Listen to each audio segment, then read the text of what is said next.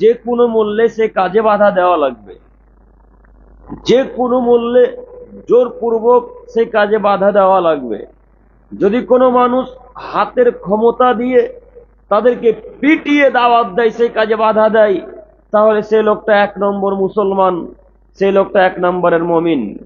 যদি সেই লোকটা হাতের দ্বারাই মেরে পিটিয়ে সেই অন্যায় কাজে বাধা দিতে না পারে, মুখের মাধ্যমে যদি বলে যে আব্দুর রহমান এই কাজটা করতে হয় না, তাহলে ওই লোকটা 2 নম্বর মুমিন, 2য় নম্বর মুসলমান।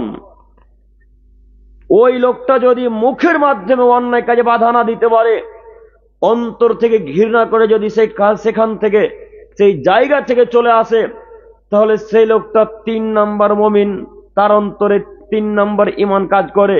আল্লাহ নবী বলছেন অযালিকা আযাফুল ঈমান, যার অন্তরে এই এতটুকুও কাজ করে না, ঘৃণাটুকু অন্তরে জায়গা না, তার অন্তরে এতটুকু ঈমান আছে, কথা ইসলাম মেনে নেয় না। আপনাকে এবার আমি বলি, এই হাদিস সহিহ মুসলিম ও মিসকাত, এই হাদিসে আবারও আসবো। আপনাকে আমি হাদিস পেশ করলাম এই জন্যে, চোখের সামনে আমার আপনার অনেক অন্যায় কাজকর্ম হয়, তবু মানুষ আপনাকে খারাপ বলবে, তার কারণে সে অন্যায় কাজে বাধা দিতে পারেন না। চোখের সামনে অনেক অন্যায় কাজকর্ম হয়, পাড়া প্রতিবেশী আপনাকে দেখতে পারবে না বলে অন্যায় কাজে বাধা দিতে পারেন না। চোখের সামনে অনেক খারাপ কাজকর্ম হয়, গ্রামের লোক আপনাকে দেখতে পারবে না বলে আপনি সে অন্যায় কাজে বাধা দিতে পারেন না। কেন কেন বাধা দিলেন না? আল্লাহর নবী বলছেন, যে লোকটা জোরপূর্বক ক্ষমতা দেখিয়ে হাতের জোরে মেরে পিটিয়ে অন্যায় কাজে বাধা দিবে যারা, তারাই মূলত মুমিন, তারাই প্রকৃত মুসলমান, তারাই প্রকৃত মুমিন। একটা কথা মাথায় রাখবেন, আপনাদের গ্রামে যদি কোনো মানুষ অন্যায় কাজকর্ম করে, আপনাদের এই গ্রামে যদি কোনো মানুষ অন্যায় কাজকর্ম করে, আর গ্রামের মানুষ যদি ওই লোকটাকে অন্যায় কাজে বাধা না দেয়, সম্মানিত দিনী ভাই, আপনাদেরকে আমি অনুরোধ করে বলি, এক খেলে আমার দিকে তাকান, নইলে বাক্য বুঝতে পারবেন না। আপনাদের এই গ্রামে আজকে বা 2 মাস থেকে 1 মাস থেকে 2 বছর থেকে মনে করেন যদি একটা মানুষ অন্যায় কাজকর্ম করে, আর এই অন্যায় কাজকর্মে যদি আপনাদের এই গ্রামের মানুষ বাধা না দেয়, তাহলে গোটা গ্রামের উপরে আল্লাহর পক্ষ থেকে আযাব নেমে আসবে। গোটা গ্রামের পক্ষের উপরে, গোটা গ্রামের উপরে আল্লাহর পক্ষ থেকে আযাব নেমে আসবে। তখন সমস্ত কালিয়াচকের মানুষ, সমস্ত কামাতের মানুষ, সমস্ত এই রূপগঞ্জের মানুষ, সমস্ত এই আশেপাশে এলাকার যত মানুষ আছে পৃথিবীতে, সবাই মানুষ যদি কালিয়াচকের জন্য দোয়া করে, এই রূপগঞ্জের জন্য যদি দোয়া করে, পাড়া প্রতিবেশী কামাতের মানুষের জন্য যদি দোয়া করে, তো আল্লাহ এই দোয়া কবুল করবেন না। কেন দোয়া কবুল করবেন না? আপনি অন্যায় কাজে বাধা দেননি, এই কারণে। অন্যায় কাজ কত ভয়াবহ আমি আপনাকে কি দিয়ে বুঝাই? অন্যায় কাজকর্ম এত কত ভয়াবহ আমি আপনাকে কি দিয়ে বুঝাই? একটু আমার দিকে দেখেন। আপনাদের এই কামাত এই এলাকাতে যদি কোনো মানুষ মদ বিক্রয় করে বা গাঁজা বিক্রয় করে, এই মদ বিক্রেতাকে, এই গাঁজা বিক্রেতাকে যদি গ্রামের কোনো মানুষ বাধা না দেয়, গ্রামের কোনো মোড়ল, গ্রামের কোনো চেয়ারম্যান, গ্রামের কোনো মেম্বার, গ্রামের কোনো সর্দার, গ্রামের কোনো ক্যাশিয়ার, গ্রামের কোনো সভাপতি, এরা কেউ যদি বাধা না দেয় এই লোকটাকে, অন্যায় কাজকর্ম করছে যে লোকটা, এই লোকটাকে গিয়ে যদি না বলে যে আব্দুর রহমান তুমি যেই মদের ব্যবসা করছো, এই মদের ব্যবসা ইসলামে সমর্থন করে না। আব্দুর রহমান তুমি যেই গাঁজার ব্যবসা করছো, এই গাঁজার ব্যবসা ইসলামে সমর্থন করে না। এইভাবে গ্রামের কোনো একটা মানুষ যদি ওই লোকটাকে বাধা না দেয়, আল্লাহ নবী বলছেন গ্রামের সমস্ত মানুষের উপরে আল্লাহর পক্ষ থেকে আযাব নেমে আসবে। যখন আযাব আসবে আল্লাহর পক্ষ থেকে, তখন কালিয়াচকের মানুষ, গোটা পৃথিবীর মানুষ দোয়া করবে 2 হাত তুলে আল্লাহর কাছে, কিন্তু এই দোয়া আল্লাহ তাআলা কবুল করবেন না। একথা মুহাম্মদ সাল্লাল্লাহু আলাইহি সাল্লাম বলেন। কই একদিনও বাধা দিতে পারলেন না, একবারও বলতে পারলেন না যে আব্দুর রহমান গাঁজা বিক্রয় করা যায় না, আব্দুর রহমান হিরোইনের ব্যবসা করতে হয় না, আব্দুর রহমান মদের ব্যবসা করতে হয় না বেটা। একদিনও বললেন না কেন? বললেন না কেন? গ্রামের যারা দায়িত্বশীল তাদেরকে বলা উচিত, মসজিদের যারা দায়িত্বশীল তাদেরকে বলা উচিত, মাদ্রাসার যারা দায়িত্বশীল তাদেরকে বলা উচিত, যারা মেম্বারে দায়িত্বে আছে তাদেরকে বলা উচিত, একটা মানুষের কারণে গোটা গ্রামের মানুষের উপর আযাব আসবে, একথা মুহাম্মদ সাল্লাল্লাহু আলাইহি ওয়াসাল্লাম বলেন। একটা মানুষের কারণে গোটা গ্রামের মানুষের উপর আযাব আসবে, একথা মুহাম্মদ সাল্লাল্লাহু আলাইহি ওয়াসাল্লাম বলেন। প্রমাণ আমার কাছে আছে, প্রমাণ আমার কাছে আছে। এমন কোন মায়ের বেলা যদি প্রমাণ চাই, আব্দুল করিম সাহেব এখনই প্রমাণ লাগবে, আমি এখন মিসকাত এবং নাসাইর হাদিস খুলে দিতে প্রস্তুত আছি আপনাদের সামনে। কেউ বলেন না কেন? একজন বলেন হাদিস কোথায় আছে? হাদিস এখন দেখার জন্য প্রস্তুত আছে, আমি গ্রহণ করে আছি। আপনাকে বলতে চাইছি, আপনাদের গ্রামে অনেক অন্যায় কাজকর্ম চলে, একজন বাধা দিলেন না কেন? কেন বাধা দিলেন না? আপনি মনে করছেন হাজার দিক থেকে আমাদের মুসলমানদের উপর অত্যাচার আসছে, হাজার হাজার দিক থেকে আমাদের উপর অত্যাচার আসছে। এই অত্যাচার শুধু আমাদের কারণে আসছে না আমাদের পাপের কারণে আসছে? কথা বুঝাতে পারি না মনে হয়। কথা বুঝতে পারছেন কি? আমাদের পাপের কারণে আযাব আসছে। আল্লাহ নবী বলছেন, আমার উম্মত যখন তিনটা কাজে লিপ্ত হবে তখন তাদের উপরে তিনটা বিপদ নেমে আসবে। আমার উম্মতি যখন তিনটা পাপে লিপ্ত হবে তখন তাদের উপরে তিনটা বিপদ নেমে আসবে। এক, যখন কোনো মানুষ আমার উম্মত নেশার দ্রব্য খায় পান করবে, যখন তারা নাচ গানে মত্ত হবে, যখন তারা নারীদেরকে নিয়ে নাচে গানে মেতে উঠবে, তখন তাদের উপর তিনটা বিপদ আসবে। এক, তাদের উপরে ভূমিকম্প আসবে, তারা ভূমিকম্পের মাধ্যমে ধ্বংস হয়ে যাবে। দুই, আল্লাহর পক্ষ থেকে আযাব নেমে আসবে, নয়তো আল্লাহ তাআলা কোনো জাতির পক্ষ থেকে আযাব চাপিয়ে দিবে, হিন্দু, খ্রিস্টান, বৌদ্ধ, সাঁওতাল, যে কোনো জাতি হতে পারে। তিন, পাপের কারণে মানুষ শূকর হয়ে যাবে বা বানরে পরিণত হবে। আব্দুল করিম সাহেব, শূকর হয়ে যাবে মানুষ, কথাটা কেমন বলে দিলেন? বানর হয়ে যাবে কেমন, কথাটা কেমন বলে দিলেন? আজ পর্যন্ত কোনো মানুষের মুখে শুনলাম না যে মানুষ বানর হয়ে গেছে, আজ পর্যন্ত কোনো মানুষের মুখে শুনলাম না যে মানুষ শূকর হয়ে গেছে। আপনি নতুন কথা বলতে এসেছেন, কি ব্যাপার? হিসাব করে একটু কথা বলিয়েন। আপনি আমাদের গ্রামে এসেছেন, নইলে আপনাকে উঠতে দেবো না, স্টেজে রেখে দেবো। জি, হিসাব করে বাক্য বলতে এসেছি। দেখুন, আমি বলিনি, মুহাম্মদ সাল্লাল্লাহু আলাইহি ওয়াসাল্লাম বলছেন, আমার উম্মত হয়ে যাবে বানর, আমার উম্মত হয়ে যাবে শূকর, আমার উম্মত হয়ে যাবে বানর, আমার উম্মত হয়ে যাবে শূকর। আব্দুল করিম সাহেব, বুঝাতে পারবেন তো? বাক্য বলছেন, বুঝাতে পারবেন তো? জি, একটু আমার দিকে তাকান। আল্লাহ নবী বানরের সাথে তুলনা করলেন এই কারণে যে বানর এমন একটা প্রাণী যে মানুষের অনুকরণ করতে পারে। বানর এমন একটা প্রাণী যে মানুষের অনুকরণ করতে পারে। পৃথিবীতে এমন কোন আর প্রাণী নেই যে মানুষের মতো হুবাহুব চলাচল করতে পারে, মানুষের মতো অনুকরণ করতে পারে, মানুষকে অনুসরণ করতে পারে। বানরই শুধুমাত্র পারে। তাই আল্লাহ নবী বলছেন, আমার উম্মত যেদিন ইহুদি, খ্রিস্টান, বৌদ্ধ, নাসারাদের সাথে মিশে যাবে যেদিন, সেদিন আমার উম্মত হয়ে যাবে বানর, হয়ে যাবে শূকর।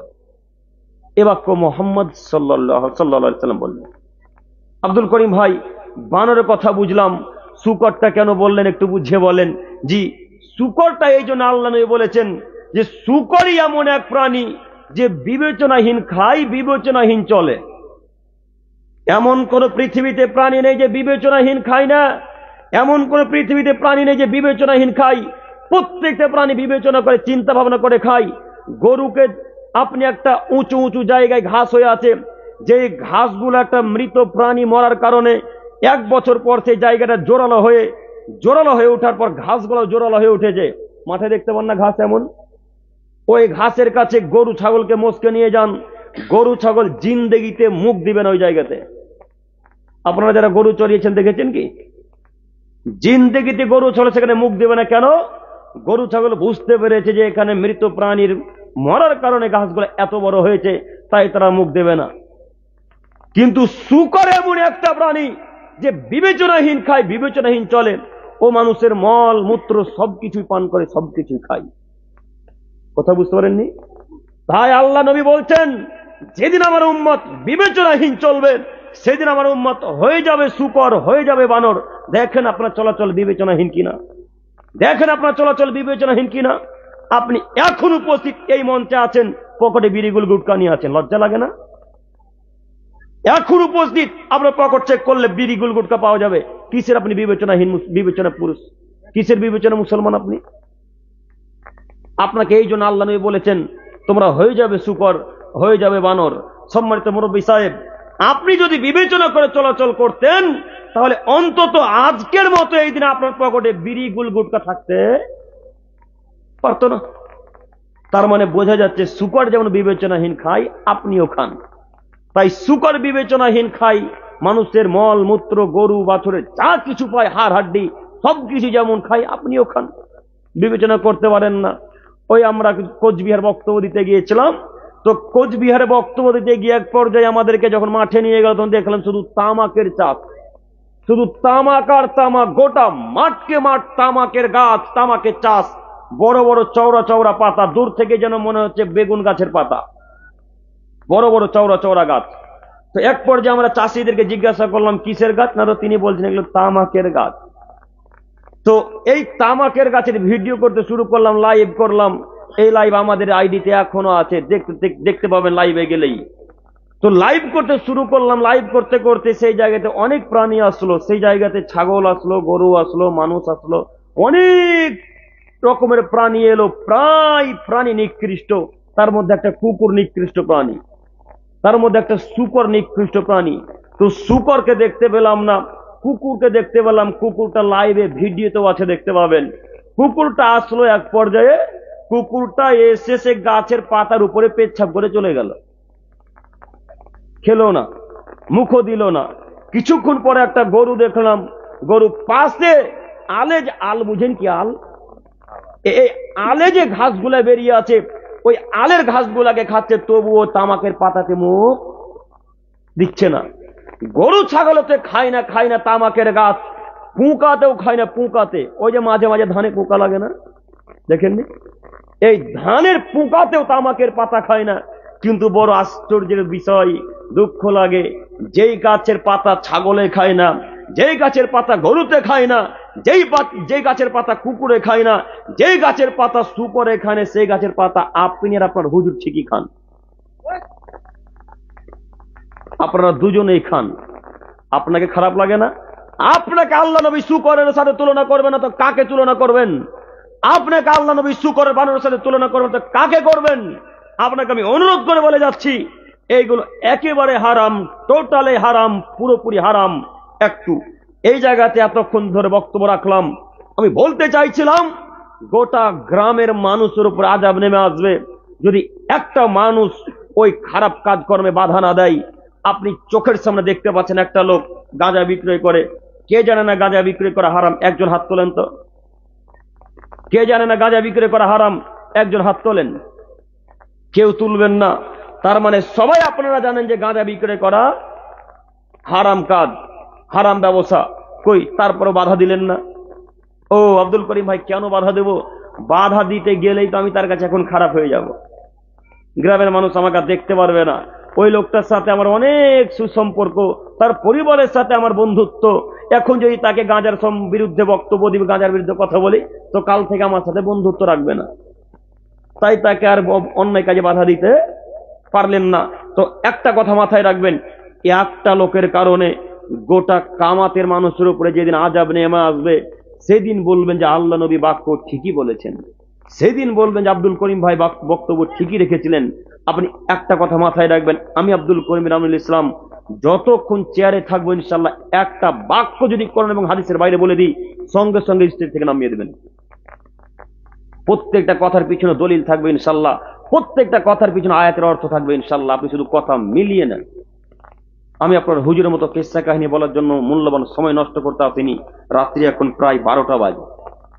সম্মানিত দিনী ভাই, আপনাকে আমি অনুরোধ করে বলি, আপনাকে লোকমান হাকিমের মতো কথা নকল করা লাগবে। লোকমান হাকিমের মতো কথাকে নকল করবেন। লোকমান হাকিম তার ছেলেকে বলছে, ইয়া বুনাইয়া, হে আমার আদরের ছেলে, আকিমিস সালাত, আব্বু সালাত আদায় করিও, ওয়ামুর বিল মারুফ, সৎ কাজের আদেশ করিও, অনহা আনিল মুনকার, আব্বু অন্যায় কাজে বাধা প্রদান করিও। বেটা, 3টি বাক্য, এদিকে আরো 2টি বাক্য আছে, রাখলাম, লং করতে চাইছি না, একটা আমার দিকে তাকান। লোকমান হাকিম তার ছেলেকে বলছে, আব্বু আকিমিস সালাত, সালাত আদায় করিও, ওয়া'মুর বিল মারুফ, সৎ কাজের আদেশ করিও, অনহা আনিল মুনকার, মন্দ কাজে বাধা প্রদান করিও। বেটা, এ কথা কে কাকে বলছেন বলেন তো একবার সবাই? লোকমান হাকিম তার ছেলেকে বলছে। আচ্ছা, একজন কেউ বলতে পারবেন যে লোকমান হাকিম কে ছিলেন? কেউ বলতে পারবেন? কেউ পারবেন না? জি, জাযাকাল্লাহু খাইরান। লোকমান হাকিম কোন নবী এবং রাসূল ছিলেন না, তিনি আমার আপনার মতো একজন সাধারণ মানুষ। তবে লোকমান হাকিম খুব জ্ঞানী মানুষ ছিলেন, অত্যন্ত জ্ঞানী মানুষ, পরহেজগার মানুষ। একটা মানুষের কথা আল্লাহ কোরআন মাজিদে যদি তুলে তাহলে আপনি চিন্তা ভাবনা করতে পেরেছেন যে তার কথা কত দামি? জি, একটা সাধারণ মানুষের কথা কোরআন মাজিদের মধ্যে আল্লাহ তুলে দিয়েছেন, তাহলে আপনি চিন্তা করেছেন যে লোকটার কথা কত পছন্দ করেছেন আল্লাহ তাআলা? আল্লাহ এত পছন্দ করলেন তার কথাকে, আল্লাহ এত পছন্দ করলেন তার কথা কোরআন মাজিদের মধ্যে তুলে দিয়ে তার নামে একটা সূরাকে নাজিল করলেন, তার নামে একটা সূরা অবতীর্ণ করে দিয়ে সারা পৃথিবী আদমের ছেলে মেয়েকে বললেন, লোকমান হাকিম যা বলেছে তোমরাও বলো, লোকমান হাকিম যা বলেছে তোমরাও বলো, লোকমান হাকিম যা বলেছে তোমরাও বলো। লোকমান হাকিম তার ছেলেকে বলেছে, আব্বু সালাত আদায় করিও, আব্বু অন্যায় কাজে বাধা দিও, আব্বু সৎ কাজের আদেশ করিও। তিনটি কথার একটা বাক্য জিন্দেগিতে ছেলে মেয়েকে বললেন না, তিনটি কথার একটা বাক্য ছেলে মেয়েকে জিন্দেগিতে বললেন না। জরুরি এখানে একটি কথা, ইমাম সাহেব একদিন ফজর রক্তে উঠতে পারেনি, তাই আপনাদের কামাতের যত চায়ের দোকান আছে চায়ের দোকানে গীবত করে ইমাম সাহেবের পিছন দিকে ছিঁড়ে ফেলে দিয়েছেন, একদিন উঠতে পারেনি। আর আপনার বাড়িতে কা পুরুষের বাচ্চা, কা পুরুষ বোল্ডার বোল্ডার 32 বছরের ছেলে ফজরে শুয়ে থাকে, জোহরে শুয়ে থাকে, আসরে শুয়ে থাকে, ওদের ব্যাপারে একদিনও নিন্দা চলে না। একদিন পর নিন্দা করেছেন ভাই বেটার জন্য? কেন করলেন না? ইমাম সাহেব যদি 5 ওয়াক্ত সালাত আদায় না করে তবু আল্লাহ আপনাকে বলবেন না, ও আব্দুর রহমান ইমাম সাহেব সালাত আদায় করেনি, তুমি কি করছিলে? এই বাক্য একদিন বলবে? এই বাক্য আল্লাহ একবারও ব্যবহার করবেন না কিয়ামতের মাঠে। তবে আল্লাহ এই বাক্য ব্যবহার করবেন, আব্দুর রহমান তোমার বাড়িতে 3টা সন্তান ছিল, তোমার ছেলেরা 1 ওয়াক্ত সালাত আদায় করেনি, একদিনও বলেছো? আব্দুর রহমান একদিনও বলেছে তোমার ছেলেদেরকে যে আব্বু চলো সালাত আদায় করতে? বলেছো? তখন আপনি বলবেন না আল্লাহ বলিনি। তখন আল্লাহ বলবেন, যাও 3 বাব্বাটা তুমি বেলে 4 বাব্বাটা একসাথে এখন জাহান্নামে যাও। আপনি কিন্তু ঠিকই সালাত আদায় করেন, আপনি ঠিকই সালাত আদায় করেন, কিন্তু ছেলেরা সালাত আদায় করে না, ছেলেদের কারণে এখন বাপ জাহান্নামে যাবে। একটু বিবেচনা করে চলিয়েন। তাই তো লোকমান হাকিম আব্বুকে তার ছেলেকে বলে, আব্বু সালাত আদায় করিও বেটা, ওয়া'মুর বিল মারুফ, সৎ কাজের আদেশ করিও, অনহা আনিল মুনকার, মন্দ কাজে বাধা প্রদান করিও। মন্দ কাজ কাকে বলে? মন্দ কাজ কাকে বলে? মুরব্বী সাহেব আপনারা পিছনে যারা আছেন আপনাদের আমি দৃষ্টি আকর্ষণ করছি, একটু আমার দিকে তাকান। মন্দ কাজ কাকে বলে একটু দেখাই। আপনি মন্দ কাজে বাধা দিবেন কিভাবে? আশ্চর্যের বিষয়, মন্দ কাজে বাধা দেওয়া তো বহু দূরের কথা। বাপ 8 বছরের বেটাকে বলে, বেটা ওই মুদিখানা দোকান থেকে 1 প্যাকেট বিড়ি এনে দে। তাহলে মন্দ কাজে বাধা প্রদান করবেন কখন? সৎ কাজের আদেশ করবেন কখন? অন্যায় কাজে বাধা প্রদান করবেন কখন? বাপ যদি বেটাকে এইভাবে বিড়ি আনতে বলে, তাহলে বেটা আর 20 বছর পর বা 3 বছর 4 বছর পর বাপের সামনে দাঁড়িয়ে দাঁড়িয়ে মদ পান করবে, তখন বাপ কিছু বলতে পারবে? কিছু বলার অধিকার রাখবে না। কেন? বাপ যখন বেটাকে বলতে যাবে, আব্বু এইভাবে মদ পান করতে হয় না বেটা, তখন আপনার ছেলে চট করে একটা বাংলা ভাষাতে কথা বলবে, আব্বা আপনি যে কদিন আগে বিড়ি খাচ্ছিলেন। তখন কি করবেন? কথা ঘটে না এরকম? বাস্তব উদাহরণ দেখাচ্ছি আমি আপনাকে, আপনার সাথে আমি মজাক করতে আসিনি, একটু আমার দিকে তাকান। আল্লাহ তাআলা বলছেন লোকমান হাকিমের কথাকে কপি করো আর তোমরা তোমাদের ছেলে মেয়েদেরকে বলো, কই এই এতটুকু অন্যায় কাজে বাধা দিতে পারলেন না? অন্যায় কাজে তো বাধা দিতে পারলেনই না, আপনি ঘুরিয়ে ছেলেকে অন্যায় কাজ করতে আরো উৎসাহিত করছেন। একটু এবার এখানে একটা জরুরি কথা বলি। এই যে কিছুদিন, এখন জানুয়ারি মাস চলছে না, জানুয়ারি মাস চলছে, ওই যে 25শে ডিসেম্বর থেকে গান বাজতে শুরু করেছে। 25শে ডিসেম্বর বড়দিন নাকি? হ্যাঁ, কতজন বড়দিনে কেক কেটেছেন বলেন তো, হাত তোলেন তো। কেউ কেক কিনে আনেননি যদু এই কালিয়াচক বাজার থেকে? কেউ আনেননি? 25শে ডিসেম্বরে যারা কেক কাটে তারা খ্রিস্টানের বাচ্চা, খ্রিস্টান। 25শে ডিসেম্বর যারা কেক কিনে তারা খ্রিস্টান। তারা আপনাকে মানে না, তারা আপনাকে মূল্যায়ন করে না, তারা আপনাকে 5 পয়সা মূল্য দেয় না। আপনাকে তারা ঘৃণা করে, আপনাকে তারা ঘৃণা করে, আপনাকে তারা ঘৃণা করে। আর আপনি তাদের দিনকে মানার জন্য কালিয়াচক বাজার থেকে কেক কিনে নিয়ে আনলেন। মানে কি দেখাতে চাচ্ছেন আপনি? 1, 2, 31শে ডিসেম্বর রাত্রি থেকে যে বম বাজি ফুটা শুরু হয়েছে, আজ পর্যন্ত বম বাজি ফুটতেই আছে, ফুটতেই আছে, ফুটতেই আছে। ফুটে না মনে হয় কালিয়াচকে? কই অন্যায় কাজে বাধা দিতে পারলেন না?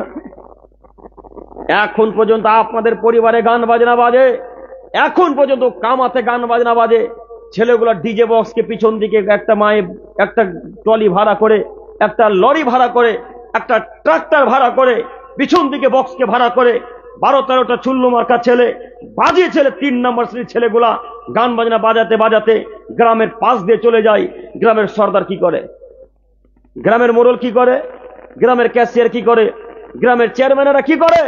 গ্রামের যারা দায়িত্বশীল মানুষ তারা কি করে? তারা বলতে পারলো না এই গ্রামে গান বাজনা, এই গ্রামে গান বাজনা বাজানো হারাম, এই গ্রামে গান বাজনা বাজানো নিষেধ, এই গ্রামে গান বাজনা বাজানো যাবে না? বললেন না কেন? আপনাকে বলতে চাইছি মুরব্বী সাহেব, আপনার ছেলে ওটা আমার ছেলে নয়। যেই ছেলেটা 31শে ডিসেম্বর থেকে নিয়ে আজ 10 তারিখ পর্যন্ত যত গান বাজনা বাজিয়ে বেড়াচ্ছে, এখন পর্যন্ত যারা রাস্তাঘাটে বাজাচ্ছে গান বাজনা, এই জানুয়ারি মাসকে উপলক্ষ করে, নতুন বছরকে উপলক্ষ করে যারা গান বাজনা বাজাচ্ছে, এরা আপনারই ছেলে, এরা আপনারই মেয়ে, এরা আপনাদের এই কামাতের কোন এক পরিবারের মুসলমান পরিবারের ছেলে মেয়ে। ওটা আমার ছেলে নয়। বাধা আপনাকে দিতে হবে, বাধা আমি দিব না, বাধা আপনাকে দেওয়া লাগবে, বাধা আপনাকে দেওয়া লাগবে। কেন ঠেকাতে পারলেন না?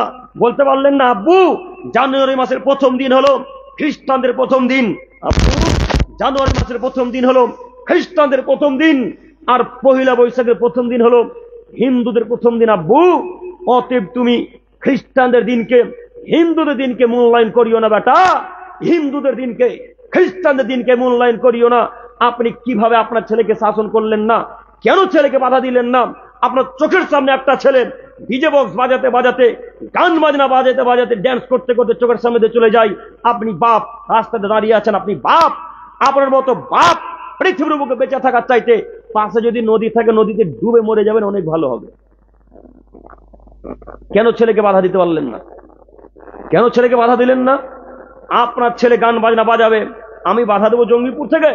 অসম্ভব, এটা কখনোই নয়, অসম্ভব, এটা কখনোই নয়। আল্লাহ বলছেন কুনতুম খায়রা উম্মাতিন উখরিজাত লিন-নাস, পৃথিবীর মানুষ তোমরা এমন এক দল, তোমরা এমন এক উত্তম দল যাদেরকে আমি আল্লাহ তাআলা সৃষ্টি করেছি মানুষের কল্যাণের জন্য।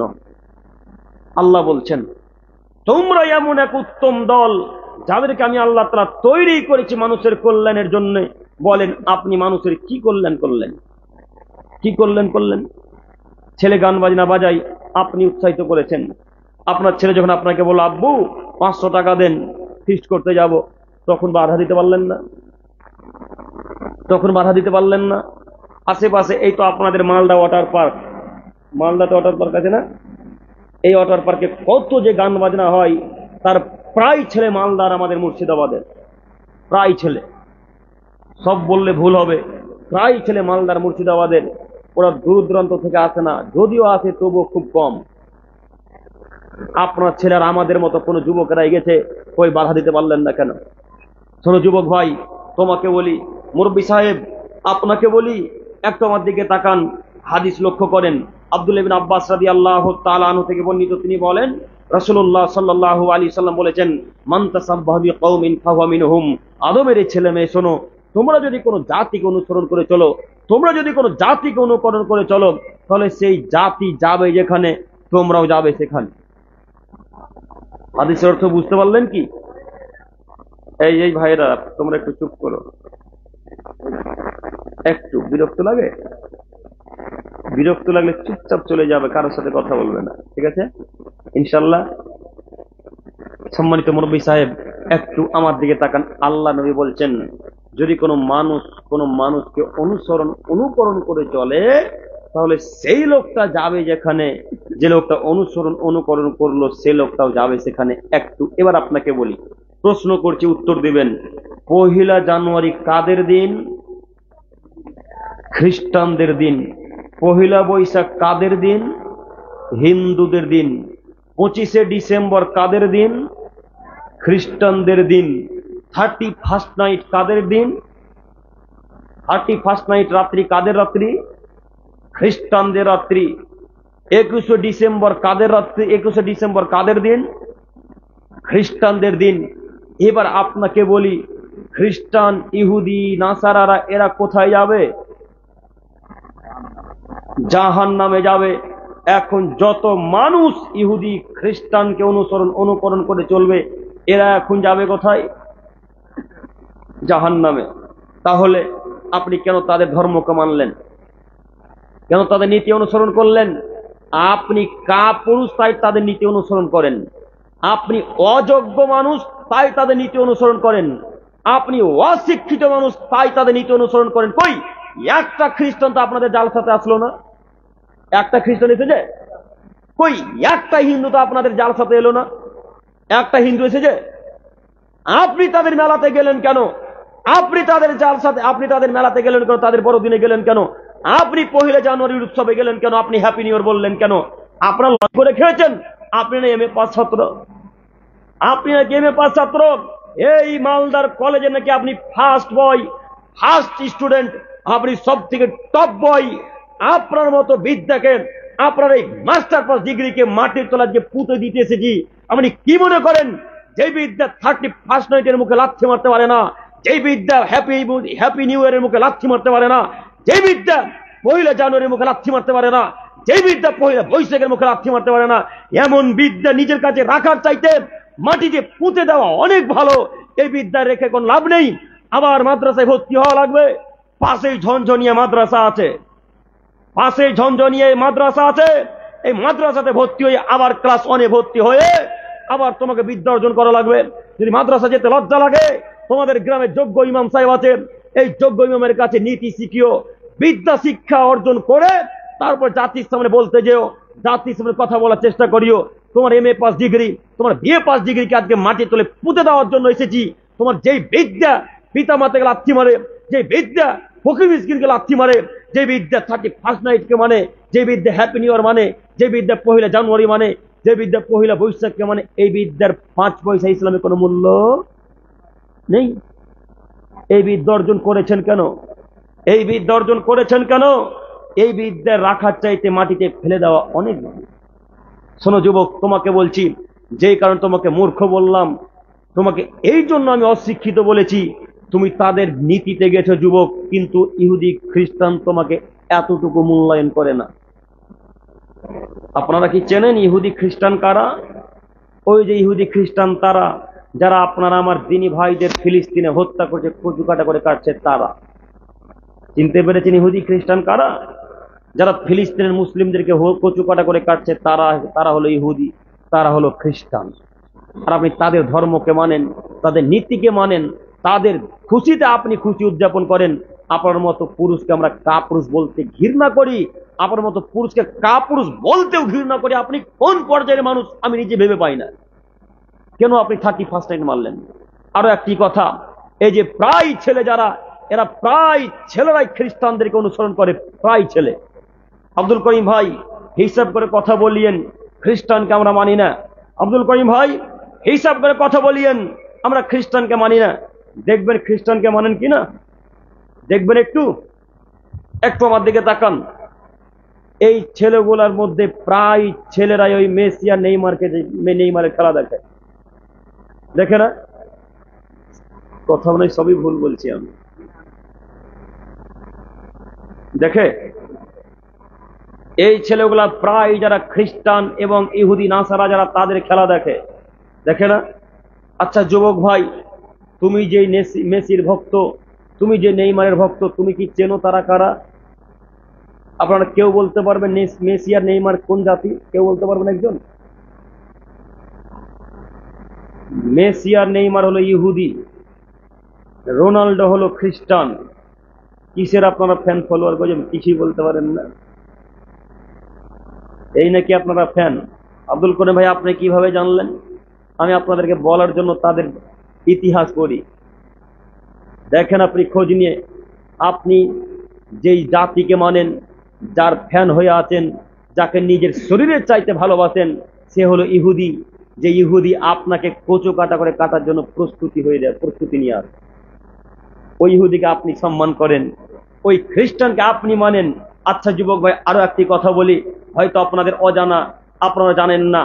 আপনারা যে মেসিকে ফলো করেন, যে নেইমারকে ফলো করেন, তার শরীরের দিকে একবার দেখেছেন? তার শরীরে ট্যাটু ছাপা আছে, দেখেছেন কি? তার বাম হাত কিংবা ডান হাত স্মরণে আসছে না, তার বাম হাত কিংবা ডান হাত স্মরণে আসছে না। তবে ডান হাত হোক আর বাম হাত হোক না কেন, এই বাহুর নিচে দেখবেন একটা চোখ ছাপা আছে, চোখ। কেউ দেখেছেন? একজন হাত তোলেন তো, কে দেখেছেন? দেখেছো তোমরা ভাই? চোখ ছাপা আছে না? এইবার বলেন তো দেখি, এই চোখটা কেন ছাপা আছে? কে বললেন? ঠিক, জাযাকাল্লাহু খায়রা। আল্লাহ আপনাকে আরো জ্ঞানে বারাকা দান করুক, সকলে বলি আমিন।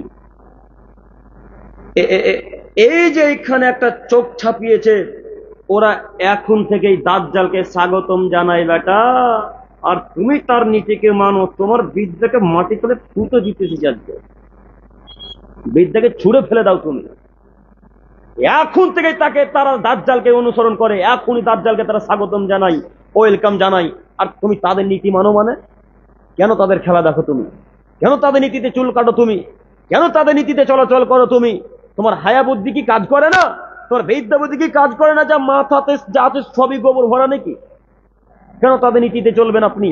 আপনাকে আমি অনুরোধ করে বলি যে এদের নীতিকে যেদিন লাথি মেরে দিতে পারবেন, যেদিন চূর্ণ বিচূর্ণ করে দিতে পারবেন, সেই দিন জান্নাত হবেই হবে ইনশাআল্লাহ, ইনশাআল্লাহ। কেন? আল্লাহ নবী বলছেন, ইহুদি খ্রিস্টানদের যারা বিরোধিতা করে তারা জান্নাতে যাবে। ইহুদি খ্রিস্টানদের যারা বিরোধিতা করে তারা জান্নাতে যাবে। এখন আপনি বিবেচনা করে চলাচল করেন যে ইহুদি খ্রিস্টান কারা, নাসারা কারা, হিন্দু কারা, বৌদ্ধ কারা। এদেরকে প্রত্যেকটা মানুষকে এদের বিপরীত করা লাগবে। ওরা যদি দাড়ি কাটে, আমাদেরকে দাড়ি ছাড়া লাগবে। ওরা যদি চুলের এক সাইডকে উড়িয়ে দেয়, আর এক সাইডকে ছেড়ে দেয়, তাহলে আমাদেরকে দুই সাইডে চুল রাখতে হবে। আপনার ছেলের টুপিটা খোলেন, দেখেন এক সাইডে চুল আছে আর একদিকে চুল নাই। হ্যাঁ, কথা ভুল হচ্ছে মনে হয়, কথা ভুল হচ্ছে গো। এক সাইডে চুল আছে আর এক সাইডে চুল নাই, এগুলো সব খ্রিস্টানদের নীতি, ইহুদিদের নীতি। বলেন আপনাকে আমি এখন কি দিয়ে বুঝাবো কোনটা ইহুদিদের নীতি, কোনটা খ্রিস্টানদের নীতি? আর আল্লাহ তাআলা বলছেন, আল্লাহ নবী বলছেন, তোমরা যখন অন্যায় কাজকর্ম দেখবে তখন অন্যায় কাজকর্মে বাধা দিও। আচ্ছা বলেন তো দেখি, মাথার এক সাইডে বাম দিকে যে চুল নাই, আর এক দিকে চুল আছে, এটা কি অন্যায় কাজ নয়? এটা কি অন্যায় কাজ নয়? ও মুরব্বী সাহেব আপনাকে বলি, ও মুরব্বী সাহেব আপনাকে বলি, আপনার চোখের সামনে আপনার ছেলেটা 7 দিন যাবত একদিকে চুল আছে আর একদিকে চুল নেই, এই চুল নিয়ে আপনার চোখের সামনে 7 দিন, 1 সপ্তাহ থেকে চলাচল করে, কিছুই বলতে পারেন না। এই চুল আমাদের বাড়িতে 7 দিন থাকা তো বহুদূরের কথা, 7 দিন থাকা তো বহুদূরের কথা, 7 সেকেন্ড থাকার সময় পাবেন ইনশাআল্লাহ। 7 সেকেন্ড। আপনি কিসের বাপ? এই জন্য আপনাকে আমি মাঝে মাঝে বলি যে আপনার আব্বা বিবাহ দিয়েছে, রাতের বেলায় স্ত্রীর কাছে গিয়েছেন, তাই ছেলে মেয়ে হয়েছে। এখন পর্যন্ত বাপের ক্ষমতা কি জিনিস এতটুকু আপনি বুঝতে পারেন না। নইলে একটা 10 বছরের ছেলের একদিকে চুল আর একদিকে চুল নেই, এটা কেমন চুল কাটা? এটা কেমন চুল কাটা? মালদাতে অবশ্যই এভাবে চুল কাটে না কেউ, কালিয়ে যাবে কাটে। আল্লাহ তুমি আমাদেরকে বোঝার তৌফিক দান করো, সকলে বলি আমিন। টুপি পরে আছে বলে তো দেখতে পাই না, গরমের দিন হলে ঠিকই দেখতে পেতাম সবার মতো। সম্মানিত মুরব্বী সাহেব, সম্মানিত তিনি ভাই, আপনাদেরকে আমি অনুরোধ করে বলি যে যত নোংরা নীতি আছে, যত অন্যায় কাজকর্ম আছে, সব অন্যায় কাজকর্মে যখন বাধা দিবেন, তখন আল্লাহ বলছেন উলাইকা হুমুল মুহতাদুন উলাইকা হুমুল মুফলিহুন, এরাই হলো সফল মানুষ, এরাই হলো জান্নাতি মানুষ। কি বুঝলেন? আয়াতের অর্থ কি বুঝলেন? আল্লাহ বলছেন তোমরা যখন অন্যায় কাজে বাধা দিবে, সৎ কাজে যখন আদেশ করবে, ফাউলাইকা হুমুল মুফলিহুন, তোমরাই হলে সফল মানুষ, তোমরাই হলে জান্নাতি মানুষ, তোমরাই হলে কামিয়াবি মানুষ। এ কথা আল্লাহ নিজে বলছেন। সম্মানিত দিনী ভাই, আপনাকে আমি অনুরোধ করছি, চোখের সামনে যে কোনো অন্যায় কাজকর্ম হোক না কেন, হোক না সেটা বিড়ি পান করা, হোক না সেটা গুল পান করা, হোক না সেটা মদ পান করা, হোক না সেটা আরো ইত্যাদি ইত্যাদি কাজকর্ম, অন্যায় কাজকর্ম যেটাই হোক না কেন, যে কোনো মূল্যে বাধা দেওয়ার চেষ্টা করবো ইনশাল্লাহ। ইনশাল্লাহ, ইনশাল্লাহ বাধা দিবই দিব। যদি হাতে বাধা না দিতে পারি, তাহলে অন্তরে ঘৃণা করে চলে আসবো। এটা সব থেকে কমজোরি ইমানের কাজ। হাতে বাধা না দিতে পারলে কি করব? ওখান থেকে ঘৃণা করে থুতু নিক্ষেপ করে বাড়ি চলে আসবো, কিন্তু সেখানে বসে থাকবো না। ইনশাল্লাহ পারবো কি? পারবো? পারবেন না, দেখবেন পারবেন কিনা। দেখেন, একটু দেখাই। চায়ের দোকানে দুইটা লোক খুব ঝগড়া করছে, একটু তাকান তো দেখি তো মিলছে কিনা কথাটা। চায়ের দোকানে দুইটা লোক খুব ঝগড়া করছে, পিন মারামারি হচ্ছে। পিন বুঝেন কি? পিন বুঝতে পারলেন কি? যে একজন আরেকজনকে খোঁচা দিচ্ছে। তো একজন আরেকজনকে যখন খোঁচা দিল, তখন এই লোকটা একটু কমজোরি মানুষ। তো কমজোরি ছেলেটাকে পাশের ব্যক্তি বলছে, তোকে এইভাবে কথা বললো রে, তুই কিছু বলবি না, বল তুই। তো এই লোকটার কথা শুনে ওকে গালি দিয়ে বসল। এখন বলেন অন্যায় কাজে কিভাবে বাধা দিলেন আপনি? কথা আমি বোঝাতে পারলাম না মনে হয়। দুইজন মানুষ ঝগড়া করছিল, একটু তাকান। দুই ভাই, আচ্ছা মনে করেন আমরা দুই ভাই ঝগড়া করছি। আমার ভাই আমার থেকে একটু শক্তিশালী মানুষ, আমাকে দুই থাপ্পড় লাগিয়ে দিয়েছে। তো আমার চাচা এসে আমাকে বলছে, আব্দুল করিম, তুই দুই থাপ্পড় মেরে খেয়ে থেকে গেলি, আর এক থাপ্পড় তুই মার, তাহলে তো রক্তটা ঠান্ডা হবে। এরকম কথা বলে না? তো এটা কি অন্যায় কাজে বাধা দেওয়া হলো? আপনি অন্যায় কাজ করতে আরো উৎসাহিত করলেন, তাই না? এরা দুই ভাই ঝগড়া করে যত পাপী, আপনি আপনার ভাতিজাকে উৎসাহিত করার কারণে ঠিক তত পাপী। কথা মনে থাকবে ইনশাল্লাহ।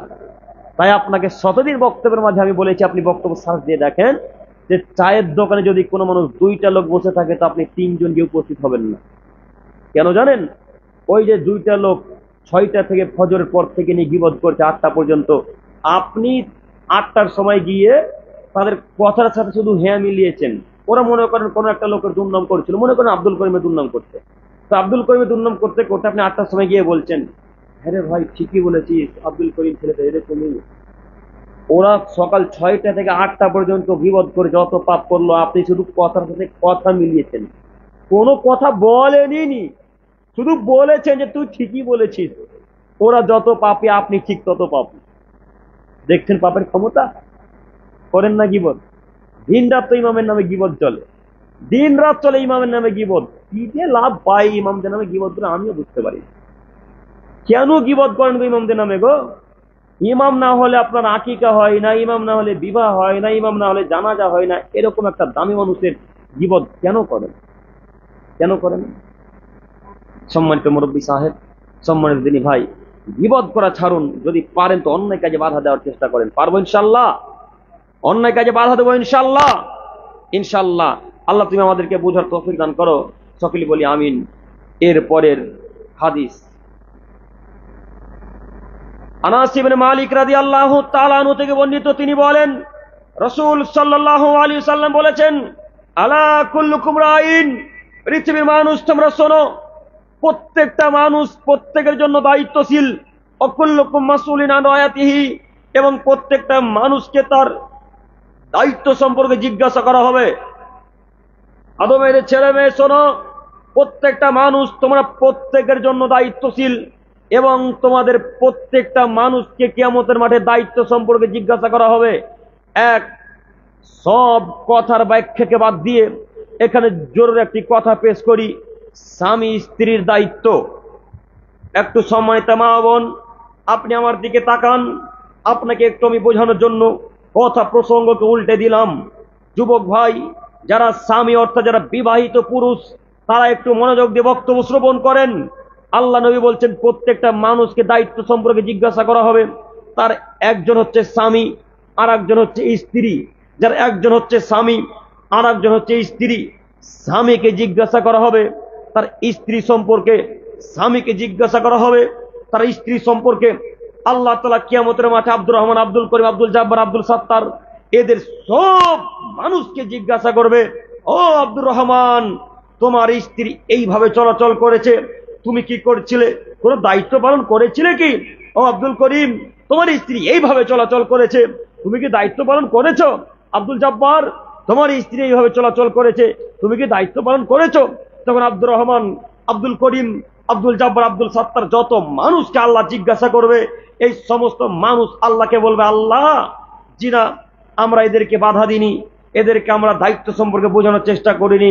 তখন আব্দুল করিম, আব্দুল জব্বার, আব্দুল সাত্তারকে আল্লাহ বলবেন, যাও এখন স্বামী স্ত্রী একসাথে জাহান্নামে যাও।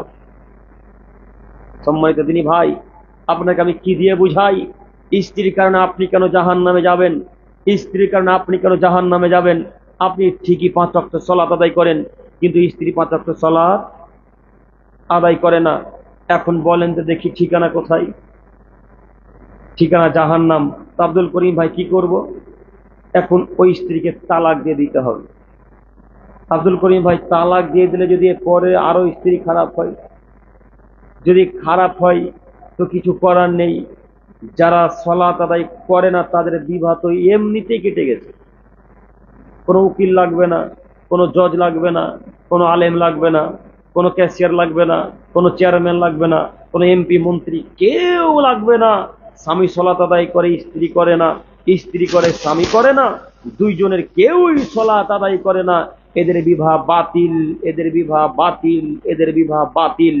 এই মিলনের ফলে যদি কোনো সন্তান সন্ততি হয়, তাহলে ওই সন্তান সন্ততি জারদ সন্তান, ওই সন্তান সন্ততি জারদ সন্তান, ওই সন্তান সন্ততি জারদ সন্তান। আপনাকে আমি অনুরোধ করে বলে যাচ্ছি, স্বামী সালাত আদায় করে, স্ত্রী সালাত আদায় করে না, স্ত্রী সালাত আদায় করে, স্বামী সালাত আদায় করে না, এদের বিবাহ কেটে গেছে, এদের বিবাহ টিকে নেই।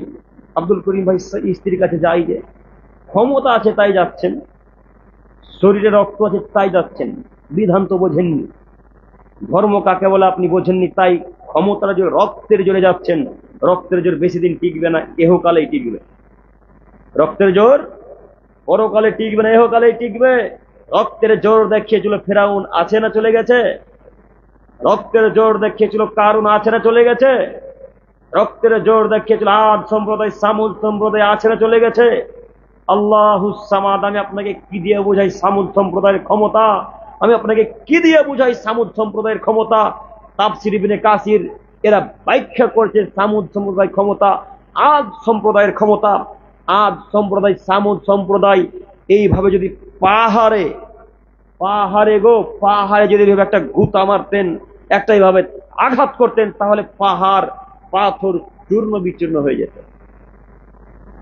এত ক্ষমতা আদ সম্প্রদায়ের, এত ক্ষমতা সাদ সম্প্রদায়ের। আছে পৃথিবীতে না চলে গেছে? চলে গেছে। তো আপনিও ক্ষমতা দেখে রাতের বেলায় স্ত্রীর কাছে যাচ্ছেন, মরে দেখেন ফেরেশতা কিভাবে বাটাম ফাটাই, মরে দেখেন একবার ফেরেশতা কিভাবে পেটাবে, আপনাকে আমি বোঝাতে অক্ষম। আল্লাহ নবী বলছেন যে ফেরেশতাটা পিটাবে কবরে, ওই ফেরেশতাটা চোখেও দেখে না, কানেও শোনে না, ও কিছুই বুঝে না। চোখে দেখে না, কানে শোনে না, কেন? যদি চোখে দেখতে পেত তাহলে হয়তো একটু ময়া আসতো। এখন যদি আমি আপনাকে মারাই, আপনি হাজার শত্রু আমার, আপনি আমার পৃথিবীর সব থেকে বড় শত্রু, তবুও যদি আমি তাকে আপনাকে মারি, তবু এতটুকু ময়া আসবে, আমি একটু দেখে মারবো। যখন আপনার ট্যাঙে মারতে যাবো তখন হাত বাড়াবেন, তো হাতটা বাড়িয়ে তখন মনে হয় এই জায়গাতে না মারি, উল্টা দিকে মারি, এরকম মনে হয় না? একদিকে স্ত্রীকে মারতে গেছেন, স্ত্রীর উদাহরণ দিয়ে বলি, স্ত্রীর এক সাইডে মারতে গেছেন, তখন স্ত্রী ভেবে হাত পাতিয়ে দিয়েছেন, তখন ওই জায়গাতে না মেরে উল্টা দিকে মেরেছেন। কেন মেরেছেন? একটু ময়া করেছেন যে এই জায়গাতে মেরে দিলে হয়তো হাতটাও ভেঙে যাবে, পাটাও ভেঙে যাবে, দেখতে পাচ্ছেন, এই জন্য আপনার একটু ময়া আসছে। আচ্ছা আব্দুল করিম ভাই, চোখটা কানটা কেন দেয়নি আল্লাহ? কানে শুনতে পাবে না কেন? কানে শুনতে পাবেন, এই জন্য লোকটাকে যখন পেটানো হবে, ওই মহিলা মানুষটাকে যখন কবরে পেটানো হবে, তখন বাপরে মারে করে চেঁচাবে, পূর্ব থেকে পশ্চিম, পশ্চিম থেকে পূর্ব, যত গরু ছাগল উট দুম্বা ভেড়া পশু প্রাণী কীট পতঙ্গ জড়বস্তু জড় পদার্থ যা কিছু আছে এরা সবাই ওই কবরবাসীর চিৎকার শুনতে পাবে। এই পূর্ব থেকে পশ্চিম আমেরিকাতে যে লোক আছে, এই কামাতে যদি কোনো কবর আজাব হয়, আমেরিকার পশু প্রাণী শুনতে পাবে। আমেরিকার কোনো কবরে যদি আজাব হয়, এখানে যদি কোনো পশু প্রাণী থাকে, এই পশু প্রাণী আমেরিকার কবর আজাব শুনতে পাবে। এত জোরে চেঁচাবে তারা। তো এত জোরে যদি চেঁচাই, তো ফেরেশতা যদি শুনতে পেতেন, তাহলে তো তার অন্তরে এতটুকু ময়া আসতেন। তাই আল্লাহ চোখও দিলেন না, কানে ক্ষমতা দিলেন না, কানের শ্রবণ শক্তি দিলেন না। আল্লাহ নবী বলছেন, ওই ফেরেশতার কাছে যে হাতুড়িটা থাকবে, সে হাতুড়িটাকে আরবিতে মিত্রাক বলা হয়। মিত্রাক মানে ছোট হাতুর। একটু আমার দিকে তাকান। মিত্রাক মানে ছোট হাতুর। আর হামবোর্ড বোঝেন না, কি বলেন?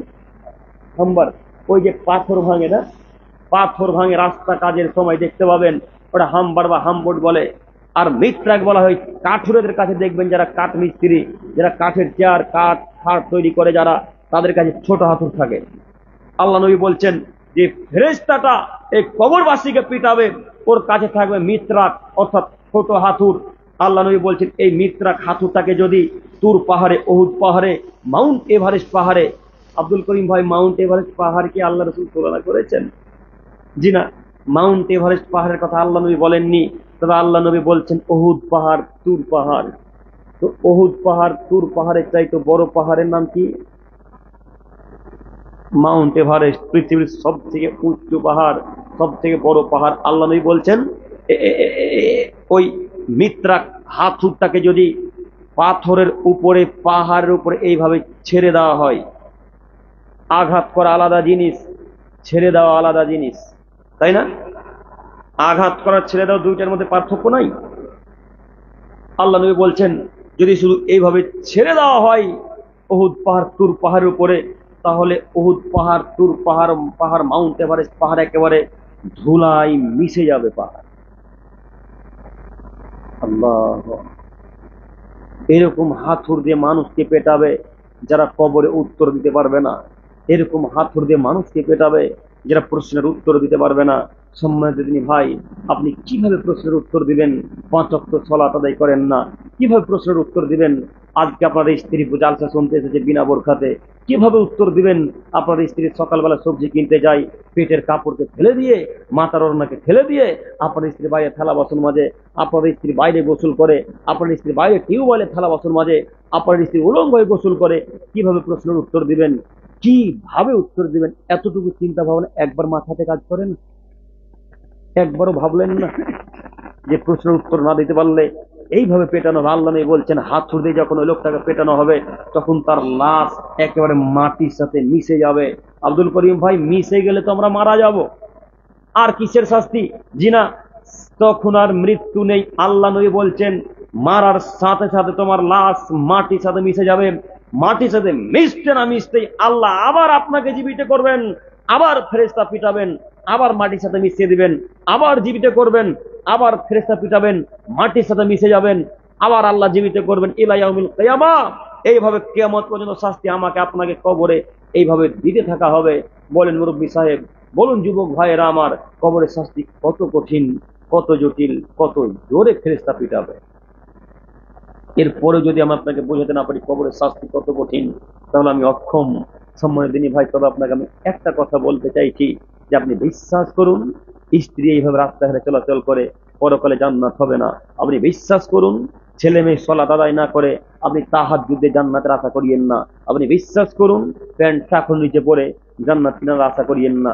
আপনি বিশ্বাস করুন, মাকে কষ্ট দিয়ে জান্নাত কিনার আশা করিয়েন না। আপনি বিশ্বাস করুন, অন্যায় কাজে বাধা না দিয়ে জান্নাত কিনার আশা করিয়েন না। আপনি বিশ্বাস করুন, সৎ কাজের আদেশ না করে জান্নাত কিনার আশা করিয়েন না। আপনাকে আমি অনুরোধ করে বলে যাচ্ছি, জান্নাত যদি নিতে হয়, স্ত্রীকে, ছেলে মেয়েকে, বউ বাচ্চাকে কন্ট্রোলে রেখে জান্নাত হবে ইনশাআল্লাহ, ইনশাআল্লাহ। এরপরেও যদি আপনারা বুঝতে না পারেন, তাহলে আমি কি বাক্য দিয়ে, কোন কথা দিয়ে বুঝাবো? আমার কাছে কোনো বাক্য নেই। যদি আপনাদের কাছে থাকে তো আমাকে একটু বুঝাবেন, একটু পরামর্শ দিবেন। সম্মানিত দিনী ভাই, আপনাকে আমি অনুরোধ করি যে আল্লাহর বিধানকে গ্রহণ করেন, অন্যায় কাজে বাধা দেওয়ার চেষ্টা করেন। অন্যায় কাজে যেদিন বাধা দিবেন, সেদিন আপনি বুঝতে পারবেন যে আপনি একটু সফলতা লাভ করেছেন। আপনাকে আমি একটা বাস্তব উদাহরণ দেখাই। যদি এখন আপনি অন্যায় কাজে বাধা দিতে যান, তাহলে আপনাকে কেউ মেনে নিবে না, কেউ তো মানবে না, আপনার মা বাপ নিজে মানবে না। বাধা দিয়ে দেখেন, অন্যায় কাজ বাধা দিয়ে দেখেন, গ্রামের মানুষ তো মানবে না, আপনার নিজের পিতা মাতা আপনাকে প্রথমত মানবে না, আপনাকে ছুঁড়ে ফেলে দিবে। দাওয়াতের ফিল্ড যে কত কঠিন আমি আপনাকে কি দিয়ে বুঝাই, যারা দাওয়াতি ফিল্ডে আছে তারাই বুঝে দাওয়াতি কাজকর্ম কত কঠিন। আপনারা মনে করছেন যে আব্দুল করিম ভাই আসছে মুর্শিদাবাদ থেকে, জঙ্গিপুর থেকে এসে 10-20 হাজার টাকা নিয়ে চলে যাচ্ছে, শুধু এতটুকুই দেখছেন, 1.5 ঘন্টা বক্তব্য রাখা, 5-7 ঘন্টা সফর করে আসেন, এটা দেখেন না। হ্যাঁ, কথা বুঝেননি সাহেব? আপনার কথা বুঝতে পারেননি? আপনাদের প্রায় লোকের কথা, বক্তারা আসছে 1.5 ঘন্টা বক্তব্য রেখে 10-18 হাজার 22 হাজার টাকা নিয়ে চলে যাচ্ছে, আর সকাল 6টার সময় বেরিয়ে জার্নি করে করে করে করে করে করে কোথা থেকে কোথায় বক্তব্য দিতে আসছে, এটা মাথাতে কাজ করেন আপনাদের। আপনি একদিন কাজে থেকে বাইরে থেকে বাড়ি আসছেন, তো তারপরের দিন আর 3 দিন ঘুম থেকে উঠেনি না, বিছানাতে শুয়ে থাকছেন। আর আমাদের প্রতিদিন এইভাবে জার্নি, কখন আপনাদের মালদা, কখন উত্তর দিনাজপুর, কখন দক্ষিণ দিনাজপুর, কখন কলকাতা, কখন নদিয়া, কখন উত্তরপ্রদেশ, এইভাবে চলাচল করতে হয়। তাহলে আপনি কেন আমাদের বিরোধিতা করেন? সম্মানিত মুরব্বী সাহেব, যাই হোক, আপনি বিরোধিতা করেন, আপনাকে আমি বাধা দিতে আসিনি। আপনাকে আমি একটা কথা বলতে চাইছি, অন্যায় কাজে বাধা দেওয়ার চেষ্টা করেন। অন্যায় কাজ আপনাকে আমি বোঝাতে পারলাম না অন্যায় কাজ কি, আপনি এতটুকু মাথায় রাখবেন, অন্যায় কাজ আপনার মস্তিষ্কে যেটা লাগে সেটাই হলো অন্যায় কাজ। অনেক তো অন্যায় কাজ আছে, কতটার উদাহরণ দেব, অনেক অন্যায় কাজ আছে, কতটার আপনাকে উদাহরণ পেশ করি। তবে আপনাকে বলি, আপনার সাধারণ জ্ঞানে যেটা অন্যায় লাগে সেই কাজে বাধা দেওয়ার চেষ্টা করেন, জান্নাত হবে ইনশাআল্লাহ। সম্মানিত মা ও বোন, একটু আপনি আমার দিকে লক্ষ্য করেন, দায়িত্ব একটু আমার দিকে লক্ষ্য করেন, দায়িত্ব। আপনার স্বামী যে কত দামি মানুষ তা আমি আপনাকে বোঝাতে অক্ষম। আপনার স্বামী যে আপনার কাছে কত দামি তা আমি আপনাকে বোঝাতে অক্ষম। একটু মুহাম্মদ সাল্লাল্লাহু আলাইহি সাল্লাম বলছেন, আমি যদি কোনো মানুষকে সিজদা করতে বলতাম, এ ভাইরা একটু দেখেন, বিবাহ করেছেন আপনারা, বিয়ে হয়েছে আপনাদের না? একটু আমার দিকে দেখেন, আল্লাহ নবী আপনার স্ত্রীকে বলছে, আদমের ছেলে মেয়ে শোনো, আমি যদি কোনো মানুষকে সিজদা করার অনুমতি দিতাম, যেহেতু ইসলামে আল্লাহ ব্যতীত অন্য কারোর সামনে সিজদা করা জায়েজ নয়, তাই আমি কাউকে অনুমতি দিইনি। যদি আল্লাহর কাছ থেকে অনুমতি পেতাম, তাহলে আমি সর্বপ্রথম অনুমতি দিতাম মহিলাদেরকে, গোটা পৃথিবীর নারীদেরকে বলতাম, মহিলাগণ তোমরা তোমাদের স্বামীর পায়ের কাছে সিজদা করো। আল্লাহু আকবার, কত মর্যাদা বুঝতে পারলেন? কত মর্যাদা বুঝতে পারলেন? আল্লাহ নারীদেরকে বলছে, যদি সিজদা করার অনুমতি দিতাম তাহলে নারীদেরকে বলতাম, হে পৃথিবীর নারীগণ, যাও তোমরা তোমাদের স্বামীর কাছে ফিরে যাও, স্বামীর কাছে ফিরে গিয়ে তার পায়ের কাছে সিজদা করো। যেহেতু সিজদা করা শিরক, তাই আমি আল্লাহ রাসূল সাল্লাল্লাহু আলাইহি সাল্লাম অনুমতি দিলাম না। সম্মানিত মা বোন, আপনাকে আমি এই হাদিস দিয়ে আপনাকে বোঝাতে চাইছি, আপনার স্বামী যে কত মূল্যবান আপনার কাছে, আপনার স্বামী যে কত মূল্যবান আপনার কাছে, আমি আপনাকে কি দিয়ে বুঝাবো? আপনি মূল্যায়ন করতে শিখুন, আপনি দাম দিতে শিখুন, আপনি স্বামীকে মূল্যায়ন করুন। স্বামী এত দামি জিনিস।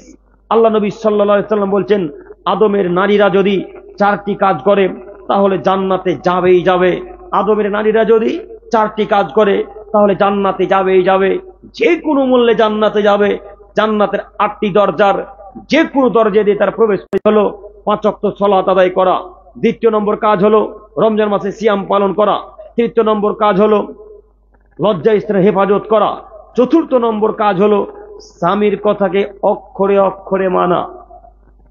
আব্দুল করিম ভাই, আল্লাহর নবী যদি এই 3টা কথা বলতেন, 4র্থ নম্বরের বাক্যটা যদি না বলতেন তো কতই ভালো হতো, তাই না? মহিলাদের কাছে সব থেকে কষ্ট হলো স্বামী। রমজান মাসে সিয়াম কষ্ট করে রেখে নিবে, 5 ওয়াক্ত সালাত কষ্ট করে আদায় করে নিবে, আর লজ্জা স্থানের হেফাজত তো করবে যে কোনো মূল্যে। কিন্তু সব থেকে কঠিন হয়ে গেল স্বামীর কথা মানা। দেখবেন কত কঠিন। এই শীতের দিনে স্বামী স্ত্রী এক লেপের তলে শুয়ে আছে, রাত্রি 12টার সময় আপনার স্বামী বলছে, রহিমা খুব পিয়াস লেগেছে রে, 1 বোতল পানি এনে দে না, একটু খাই। তখন আপনার স্ত্রী বলছে ওই তো ওখানে বোতল আছে, তুলে নিয়ে নাও। এই দেখেন স্বামীর স্ত্রীদের আচরণ। এটা হচ্ছে আমাদের স্ত্রী, এটা হচ্ছে আমাদের স্ত্রীদের আচরণ। স্বামী যদি বলে যে রহিমা এক গ্লাস পানি লাগতো, সঙ্গে সঙ্গে স্ত্রী একেবারে বিছানা চাদর ল্যাপ থাকে ফেলে দিয়ে আগে পানি এনে দিত। এটা হলো দামি স্ত্রী, এটা হলো আদর্শবান স্ত্রী। এই নারী জান্নাতি, এ কথা আল্লাহ নবী বলে। তো আমরা তো কথাকে ঘুরিয়ে উল্টে দিয়েছি যে এখন স্ত্রীতে আদেশ করবে আর স্বামী মানতে বাধ্য, নইলে পরের দিন আর ভাত দিবে না, তাই না? কথা মিললো না মনে হয়? কথা মিলেছে কিনা দেখবেন, দেখবেন কথা মিলেছে কিনা। এই ছেলেরাই ভাইরা তোমরা তাকাও তো। তুমি বোকা আমি জানি, কিন্তু এত যে বোকা তুমি জানতাম না। তোমার মাথাতে তো বিদ্যা নেই, কথা জানি, বুদ্ধিও কি নাই। তুমি কেরালা কাজে গেছো, তো সব টাকা স্ত্রীর অ্যাকাউন্টে দিতে হবে। হ্যাঁ এই ভাইরা কথা বুঝতে পারোনি? কেরালা কাজে গেছে তো সব টাকা স্ত্রীর অ্যাকাউন্টে দিতে হবে। তোমার বিদ্যা তো নাই, বুদ্ধিও কি নাই। তোমার স্ত্রীর অ্যাকাউন্টে তুমি 3 লাখ টাকা ছেড়েছো, 3 বছর পর বাড়ি এসে দেখছো স্ত্রী বাড়িতে নাই, সব টাকা নিয়ে পালিয়ে গেছে আরেকজনের সাথে। তো স্ত্রীর কাছে টাকা রেখে কি লাভ হলো? ওর বিদ্যা বুদ্ধি কি কিছুই কাজ করে না?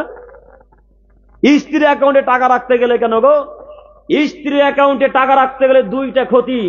স্ত্রীর অ্যাকাউন্টে টাকা রাখতে গেলে 2টা ক্ষতি। তার একটা ক্ষতি, যে কোনো সময় আপনার স্ত্রী আপনাকে ছেড়ে অন্যজনের সাথে চলে যেতে পারে।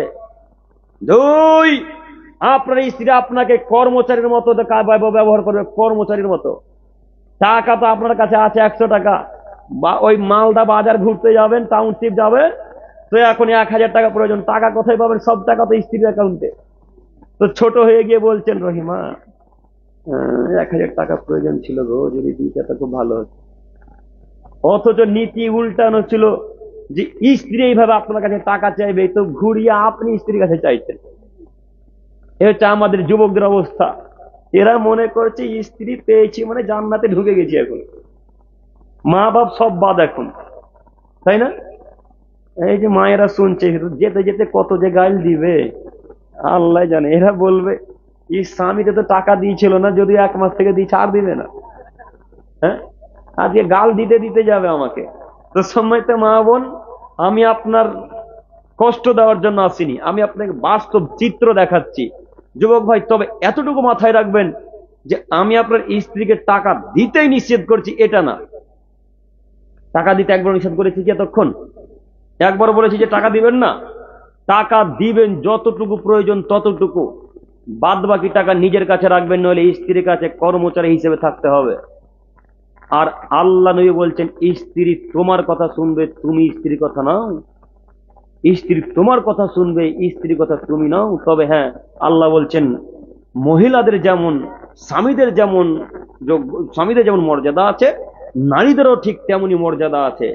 নারীদের যেমন মর্যাদা আছে, স্বামীদেরও ঠিক তেমনি মর্যাদা আছে। তবে স্বামীদের মর্যাদা বেশি স্ত্রীদের চাইতে, স্ত্রীদের চাইতে স্বামীর মর্যাদা বেশি, কথা মহান আল্লাহ তাআলা বলেন।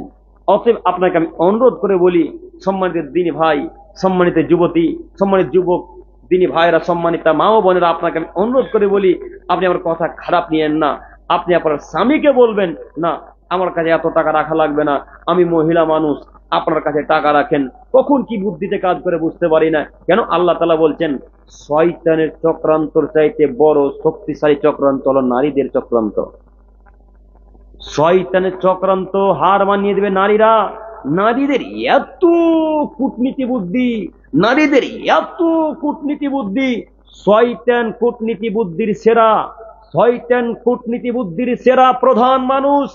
তার থেকে কেউ যদি কূটনীতি বুদ্ধির জ্ঞানী মানুষ হয়, তারা হলো মহিলা মানুষ। এ কথা আল্লাহ তাআলা বলেন। কথা বিশ্বাস হয় না? আল্লাহ কোরআন মাজিদের মধ্যে বলছেন নারী এমনই জাতি যে শয়তানের চক্রান্তকে হার মানিয়ে দিতে পারে। তাহলে আপনি বুঝতে পারেন, 3 বছর কেরালা দুবাই থেকে এলেন, 3 লক্ষ টাকা স্ত্রীর অ্যাকাউন্টে রাখলেন, বাড়ি এসে স্ত্রী নাই, সব টাকাও দাও। এখন কি করবেন? এখন কি করবেন? আপনার বাপ মা কি মরে গেছে নাকি? বাপ মা মারা গেছে? আপনার স্ত্রী বলেছে যে তুমি তোমার বাপের অ্যাকাউন্টে যদি টাকা রাখো তোমাকে কালকে ডিভোর্স দিয়ে দেবো, তখন তুমি একবারে বিড়ালের মতো হয়ে গেছে, তুমি সিংহর মতো মানুষ, বিড়াল হয়ে গেছে। আমার স্ত্রী একখান পেয়েছি, এখন যদি তালাক দিয়ে দেয় আর বিয়ে হবে না। এই ভয় তাদের করা উচিত গো, তোমার নয়। কথা বুঝাতে পারি না মনে হয় আমি। এই ভয় তাদের করা উচিত, তোমাদের নয়। তুমি কেন স্ত্রীকে ভয় করে চলবে? আরো একটা কথা, আপনাদের গ্রামের মহিলারা ভোটে নামে না? নামে? ছি ছি ছি ছি ছি ছি ছি ছি ছি ছি, নাউজুবিল্লাহি মিন যালিক, ছি। থুতু ফেলবো কি? ছি ছি। আচ্ছা আপনাকে বলি, আপনার স্ত্রী এমএলএ ওই মনে করেন মেম্বার হয়েছে, আর আপনি মেম্বার নিচে পদকে কি বলে স্যার? মেম্বারে যার নিচে থাকে তাদের কি বলে? মনে করেন তার কর্মচারী। তো আপনার স্ত্রী মেম্বার, আপনি তার নিচু পদে আছেন, তো আপনার স্ত্রী হাঁটে আগে আগে, আপনি হাঁটেন পিছন পিছন, কেমন কেমন খারাপ খারাপ লাগে না? হ্যাঁ, তো স্ত্রী মেম্বার হলো আর আপনি মেম্বার নিচে পদে থাকলেন, কেমন কেমন লাগলো যে ব্যাপারটা? আর আল্লাহ নবী বলছেন যদি কোনো মহিলা দায়িত্ব পালন করে তাহলে সেই পরিবারে, সেই গ্রামে, সেই দেশে আল্লাহর পক্ষ থেকে গজব আসবে, আল্লাহর পক্ষ থেকে গজব নেমে আসবে, আল্লাহর পক্ষ থেকে গজব নেমে আসবে। এ কথা আল্লাহ নবী বলেন। স্ত্রীকে কেন দায়িত্ব দিলেন? স্ত্রী কেন নেতা করলেন? স্ত্রী কেন দায়িত্ব দিলেন? একটু, আপনার স্ত্রী মেম্বার মানুষ, এটা কামাত গ্রাম, তো এই কামাত গ্রামে মিছিল করতে বেরিয়েছেন, মনে করেন কোন একটা এর মিছিল বেরিয়েছে, মিছিলে আপনার স্ত্রী হাঁটে আগে আগে, আর স্ত্রীর চতুর্দিকে চুল্লু মার্কার ছেলেগুলা হাঁটে। আপনার স্ত্রীকে এ একবার ধাক্কা মারে, ও একবার ধাক্কা মারে, এ একবার ধাক্কা মারে, আর আপনি পিছন থেকে সব দৃশ্য দেখছেন, কিছুই বলতে পারেন না। খারাপ লাগে না? খারাপ লাগে না গো? ও মুরব্বী সাহেব, আপনাকে বলি, একটু খারাপ লাগে না? মোহর আদায় করবেন আপনি, টাকা দিবেন আপনি, সায়া ব্লাউজ কাপড় যা কিছু কিনে দিবেন আপনি, আর ধাক্কা মারবে মিছিলের লোকে? খারাপ লাগা তো উচিত। আপনার স্ত্রী মেম্বার কেন? আপনার স্ত্রী চেয়ারম্যান কেন? আপনার স্ত্রী কেন মেম্বার হবে? মেম্বার আপনি যদি হন, তো আপনি হন, তবু আপনাকে হতে বলিনি আমি, আপনাকে ভোটে দাঁড়াতে নিষেধ করেছি শতদিন, আপনাকে ভোটের কাছাকাছি যেতে শতদিন নিষেধ করেছি। আব্দুল করিম ভাই, পরিস্থিতি খুব খারাপ, মুসলিমদের যাওয়া লাগবে, যান। আমি ফতোয়া দিতে আসিনি, ফতোয়া দেওয়ার যোগ্যতাও রাখি না। আমি ফতোয়া দিতে আসিনি, আমি ফতোয়া দেওয়ার যোগ্যতাও রাখি না। তবে আপনাকে আমি অনুরোধ করে বলি, যেদিন আপনার স্ত্রী মাঠে নামবে সেদিন জাহান্নাম সুনিশ্চিত হয়ে গেছে, সেদিন জাহান্নাম সুনিশ্চিত হয়ে গেছে, সেদিন জাহান্নাম সুনিশ্চিত হয়ে গেছে। আব্দুল করিম ভাই ঢুকেনি কেন? মরেনি তার জন্য। মরে দেখেন, আল্লাহ নবী বলছেন, আল্লাহ বলছেন অকর্ণা ফি বুয়ুতিকুন্না ওয়ালা তাবারুজনা তাবারুজাল জাহিলিয়াতিল উলা, পৃথিবী নারীগণ বাড়িতেই থেকো, জরুরি প্রয়োজন ছাড়া বাড়ি থেকে বের হয়েও না। বলেন আপনার স্ত্রী মিছিলে কি জরুরি কাজ আছে? কি মিছিলে জরুরি কাজ আছে? সম্মানিত তিনি ভাই, সম্মানিত মা বোন, আপনাকে আমি অনুরোধ করে বলি, যা হয়েছে মিটে গেছে। আজকে সকালে, কাল সকালে ওই পঞ্চায়েত অফিসে গিয়ে একটা স্ট্যাম্প পেপারে লিখে চলে আসবো যে আমি আজকে রিজাইন দিলাম, আজকে থেকে মেম্বারের পদ ত্যাগ করলাম। পারবো ইনশাল্লাহ? পারবো ইনশাল্লাহ? পারবো না আব্দুল করিম ভাই, কি করে পারি? প্রতি মাসে তো 1,00,000 টাকা করে আসছে, কি করে টাকাটা ছাড়ি আব্দুল করিম ভাই? হচ্ছে না। জি, ছাড়িয়েন না, প্রস্তুত গ্রহণ করিয়েন জাহান্নামে যাওয়ার জন্য। আব্দুল করিম ভাই, প্রমাণ আছে জাহান্নামে যেতে হবে, অনেক প্রমাণ দেখবেন আপনি। আল্লাহ নবী সাল্লাল্লাহু আলাইহি ওয়াসাল্লাম বলছেন, আমাকে যখন জিবরাইল জান্নাতের দিকে, জাহান্নামের দিকে দেখতে বললেন, আমি জিবরাইলের কথা শুনে জাহান্নামের দিকে দেখলাম। যখন জিবরাইল বললেন আল্লাহ নবী জাহান্নামের দিকে দেখেন তো একবার, আমি দেখলাম অত্যাচার নারী হরাইতু আকতারা আহলি আল ফুকারা, আমি যখন জাহান্নামের দিকে তাকালাম তখন জাহান্নামের অধিকাংশ অধিবাসী শুধু নারী আর নারী, শুধু নারী আর নারী, শুধু নারী আর নারী, অধিকাংশই মানুষ, মহিলা মানুষ। আল্লাহ নবী, মহিলারা কেন এত জাহান্নামী? আল্লাহ নবী, মহিলারা কেন এত জাহান্নামী? আল্লাহ নবী, মহিলারা কেন এত জাহান্নামী? আল্লাহ নবী বললেন, মহিলাদের জাহান্নামে যাওয়ার 3টি সব থেকে বড় বড় কারণ। 1, স্বামীর কথা অমান্য করে চলা। 2, স্বামীর শুকরিয়া আদায় না করা। 3, বেপরদা হয়ে চলাচল করা। মনে থাকবে 3টা কথা ইনশাল্লাহ। মহিলাদের জাহান্নামে যাওয়ার সব থেকে বড় 3টি কারণ কি কি বললাম? 1, স্বামীর কথা মানা। 2, বক্তব্য শোনেন না ভালো করে। জি, স্বামীর শুকরিয়া আদায় না করা। 3, পর্দা করে চলাচল করা। বক্তব্য কি আমার দেওয়াই হচ্ছে না, শুনছেন? তো এবার আপনাকে আমি বলতে চাইছি যে আপনার স্ত্রী যে এইভাবে 3টি কাজে লিপ্ত হয়ে আছে আপনার স্ত্রী, এখন আপনার স্ত্রী কোথায় যাবে বলেন? আল্লাহর কাছে দোয়া করে আল্লাহ আপনার স্ত্রীকে জান্নাতুল ফেরদাউস দান করুক। সকলে বলি আমিন। কোন মানুষের জন্য জাহান্নাম কামনা করতে হয় না, করিও না কোনোদিন। তবু আল্লাহ রসুলের বাক্যের বিবরণ দিয়ে বোঝাতে চাইছি যে এই সমস্ত নারী জাহান্নামে যাবে যারা স্বামীর শুকরিয়া আদায় করে না। সম্মানিতা মা ও বোন, আপনাকে আমি বোঝাতে চাইছিলাম স্বামীর মূল্য, স্বামীর মর্যাদা। আপনাকে আমি একটু বলি, স্বামীর কথা অক্ষরে অক্ষরে মানুন, স্বামীর শুকরিয়া আদায় করুন। স্বামী যদি 200 টাকা দামের একটা শাল কিনে এনে দেয় তবু আলহামদুলিল্লাহ, 2000 টাকা দামের যদি শাল কিনে এনে দেয় তবু আলহামদুলিল্লাহ। তবে মহিলারা সব থেকে বেশি জাহান্নামে যায় একটা বড় কারণ স্বামীর শুকরিয়া আদায় না করার কারণে। বুখারী মুসলিম, আল্লাহ নবী সাল্লাল্লাহু আলাইহি ওয়াসাল্লাম বলছেন যে মহিলারা সব থেকে বেশি জাহান্নামে যাবে তার শুকরিয়া আদায় না করার কারণে। তো সাহাবায়ে কেরামগণ বুঝতে পারলেন না আল্লাহ নবী কেমন শুকরিয়া, কিভাবে স্বামীর শুকরিয়া আদায় করবে একটু বুঝে বলেন না, কিভাবে শুকরিয়া আদায় করবে একটু বুঝে বলেন না। তখন আল্লাহ নবী সাল্লাল্লাহু আলাইহি ওয়াসাল্লাম বলেন, শোনো, তুমি তোমার স্ত্রীর সাথে 20 বছর যদি ভালো আচরণ করো, একটু দেখেন, তুমি তোমার স্ত্রীর সাথে যদি 20 বছর ভালো আচরণ করো, 20 বছরে একটা দিন যদি খারাপ আচরণ করো, তাহলে বাদ বাকি সব দিনগুলোকে পানিতে ফেলে দিয়ে বলবে তোমার কাছে কোনোদিনই সুখ পেলাম না। এ কথা বলে না? এই জন্য মহিলারা বেশি জাহান্নামে যাবে, কথা মুহাম্মদ সাল্লাল্লাহু আলাইহি সাল্লাম বলেছেন। অতএব সম্মানিত দিনী ভাই, অন্যায় কাজ এটা আপনার স্ত্রীকে বোঝাতে হবে, অন্যায় কাজ আপনার ছেলে মেয়েকে বোঝাতে হবে, অন্যায় কাজ আপনার আব্বু আম্মুকে বোঝাতে হবে, অন্যায় কাজ গ্রামের মানুষকে বোঝাতে হবে। আল্লাহ যেন আমাদেরকে বোঝার তৌফিক দান করে। সকলে বলি আমিন। সময় লং হয়ে গেছে, সম্মানিত দিনী ভাই, আপনারা অনেকক্ষণ ধৈর্য ধারণ করে আছেন, যদিও অনেক লং হয়ে যায়। শীতের দিনে এত রাত্রি মানে একটা খুব কষ্টের সময়, একটা কষ্টের সময়। যাই হোক, আল্লাহ আমাদেরকে এর যা যা খায় দান করবেন ইনশাআল্লাহ। তো দিনী ভাইরা, আপনারা সকলেই অবগত আছেন যেটা আপনাদের উন্নতি কল্পে মাদ্রাসা মসজিদ, আচ্ছা আচ্ছা, চরি অনন্তপুর কামাত মিস্ত্রিপাড়া জামে মসজিদের উন্নতি কল্পে 2 রাত্রিব্যাপী বিরাট ধর্মীয় জালসার আয়োজন করেছেন। তো আমাকে আর কিছু বলা লাগবে না, আপনারা যেহেতু জানেন যে মসজিদের উন্নতি কল্পে, তাই আপনাদেরকে আমি অনুরোধ করে বলি আপনারা একটু একটু করে এগিয়ে আসুন। যে যতটুকু পারবেন আল্লাহর হস্তে মসজিদকে তৈরি করার জন্য যে যতটুকু পারবেন দান করে যান। আসুন এক এক করে, কেউ খালি হাত ফেরত যাবেন না, আর কেউ দোয়া না বলে উঠে যাবেন না ইনশাল্লাহ। এক এক করে আসুন ভাইয়েরা, এক এক করে এসে দিয়ে চলে যাওয়ার চেষ্টা করুন। আসুন, আসতে লজ্জাবোধ করছে হয়তো, চাদর পাঠিয়ে দেন, নয়তো চাদর পাঠান তো দুজনে। আসুন আসুন আসুন, আমার সাথে মুসাফা করে চলে যাবেন আর টাকা দিয়ে চলে যান।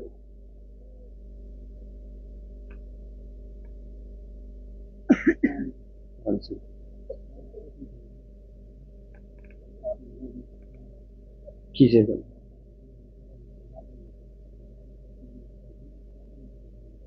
সব শ্বশুরকে ফিরিয়ে দিতে হবে, শ্বশুরকে ফিরিয়ে দিবেন সব টাকার সব গাড়ি। নিতে চাই না মানে আপনার শ্বশুরকে দিয়ে ফেলে চলে যাবেন বাড়িতে। আল্লাহ আপনাকে কবুল করুক, সকলে বলি আমিন। আসুন দিনী ভাইয়েরা, এক এক করে আসুন, আর সময় অনেক রাত হয়ে গেছে। আসুন এক এক করে আসুন, একটু বসে যান, দোয়া বলে যাবেন। আপনারা ভাই চাদর নিয়ে যান, উঠতে হবে না, চাদর নিয়ে যান তো। জি, কে দিলেন, নাম কি? 1000 টাকা বেনামিতে আল্লাহুম্মা সাল্লি আলাইহি। আল্লাহ তুমি ওনাদেরকে কবুল করে নাও, সকলে বলি আমিন। একটু তাড়াতাড়ি চাদরটা নিয়ে যান ভাই। কেউ যাচ্ছেন, উঠেছেন কি? হ্যাঁ যান, কেউ উঠবেন না, দোয়া না বলে কেউ যাবেন না। হ্যাঁ, ও ভাইরা ওরা করে নিবে। বলছি যে দুটো পোল্ট্রি মুরগি আছে প্রায় 8 জনের, এই পোল্ট্রি দুটো ডাকে উঠবে, আপনারা কেউ যাবেন না। আর শেষ দিকে যাবেন এবং শেষে একটা দোয়া হবে, দোয়া করে সকলেই যাবেন এবং খালি হাতে কেউ যাবেন না। মাওলার সাথে সকলে 5 টাকা 10 টাকা দিয়ে অন্তত পক্ষে সালামটা করে যাবে, যেহেতু আল্লাহ সাহেবের টাকার সুযোগ এই জালসার কারণে হয়েছে। ওনার সাথে সকলে সাক্ষাৎ করে যাবেন, এটা আমার দাবি এবং অনুরোধ আপনাদের কাছে।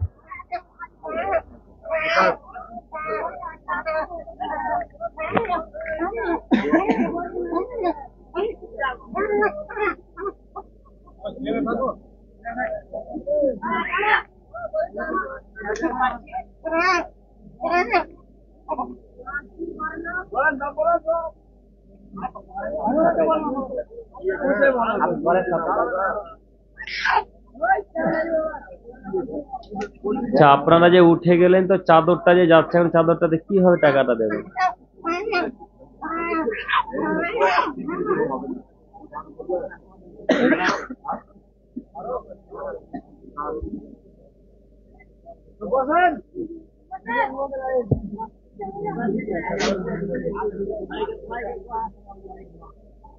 পরিশেষে দোয়া করি, হে প্রভু দয়াময়, তুমি আমাদের সকলেরই আমলকে কবুল করো, সকলে বলি আমিন।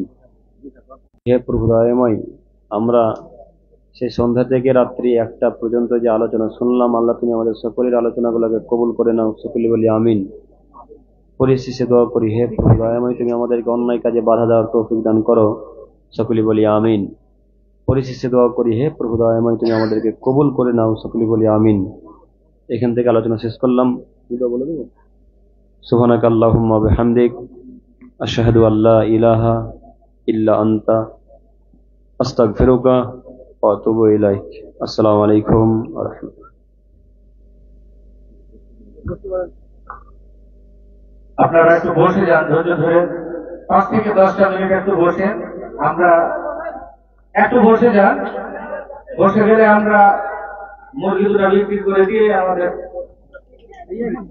সভা শেষ করব।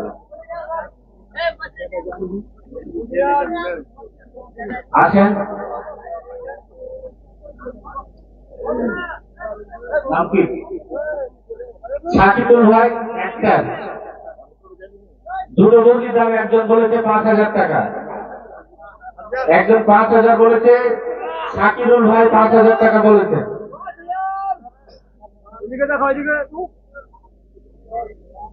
বলেন 7,000 কে? বাড়িপুর 7,000, বাড়িপুর ভাই 7,000, বাড়িপুর ভাই 7,000 কে? নাম কি? শাকিরুল 8,000, 10,000 নাম বলেন। বাড়িপুর 10,000, বাড়িপুর 10,000, দুটা পোল্ট্রি মুরগির দাম 10,000, বাড়িপুর 10,000 গেছে। আর কেউ?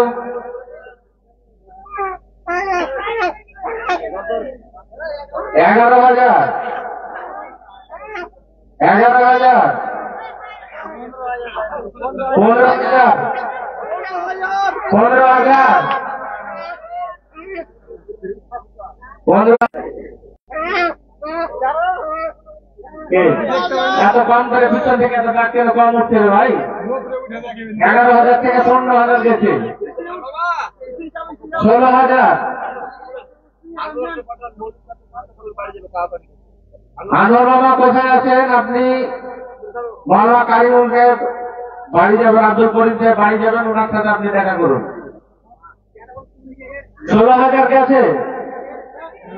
আর কেউ?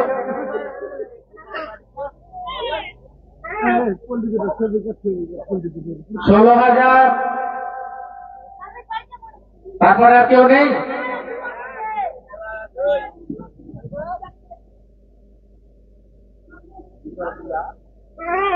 16,000 গেছে।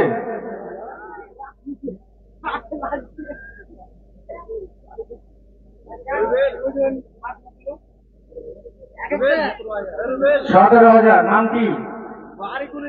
বাড়িপুর 17,000। দুটা পোল্ট্রি মুরগির দাম বাড়িপুর ভাই 17,000 গেছে। আর কেউ? 17,000। 18,000 18,000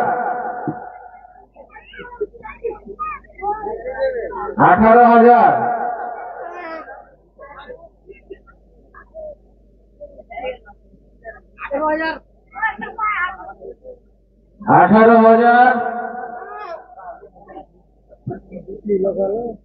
18,000 বললো যে শাকিরুল 18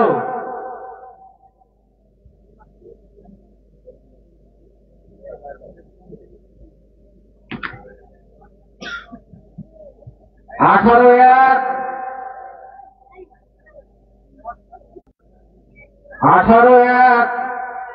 3 হলে কিন্তু রাত শেষ হয়ে যাবে।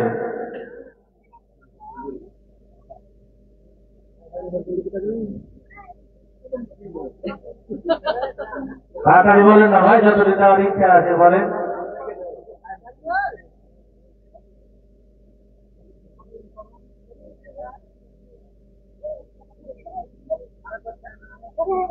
আঠারো আর 2 কম আছে।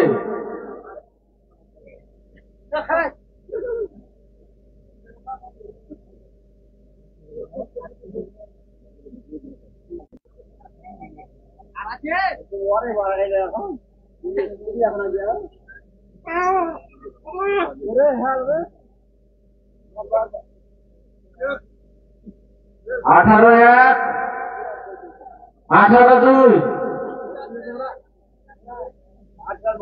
18 2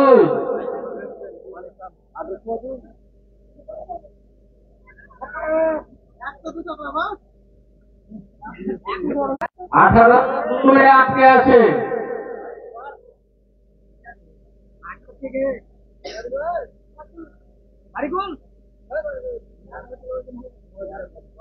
হ্যাঁ 18 2 আছে আটকে।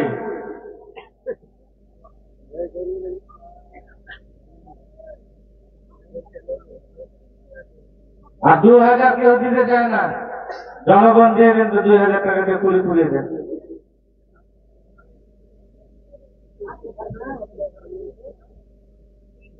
না শেষ করিনি, 1 আছে কিন্তু 1 আটকে আছে। না না 2 গেছে আর 1 আছে মাত্র। 18,000 গেছে। এত 5 দুজনে 2 জানতো 20,000 টাকা না জুটলে ছাড়ছি না। রাত তো হয়ে গেছে একটা।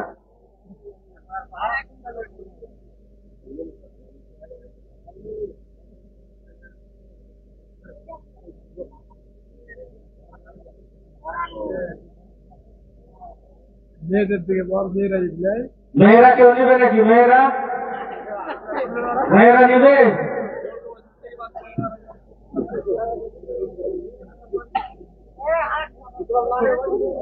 আপনারা নাহলে সবাই মিলে নিন, সবাই মিলে যুক্তি করেন, সবাই মিলে যৌথ ভাবে। ক্যারিতে জিলাপি আছে, জিলাপি আছে। একটা হোক না, একটা ওটা হয়ে যায়।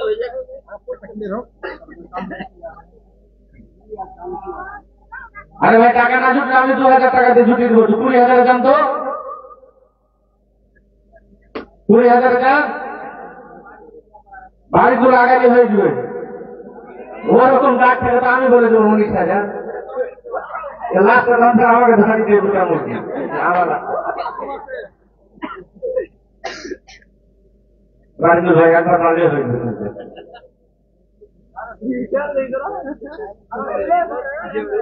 হ্যাঁ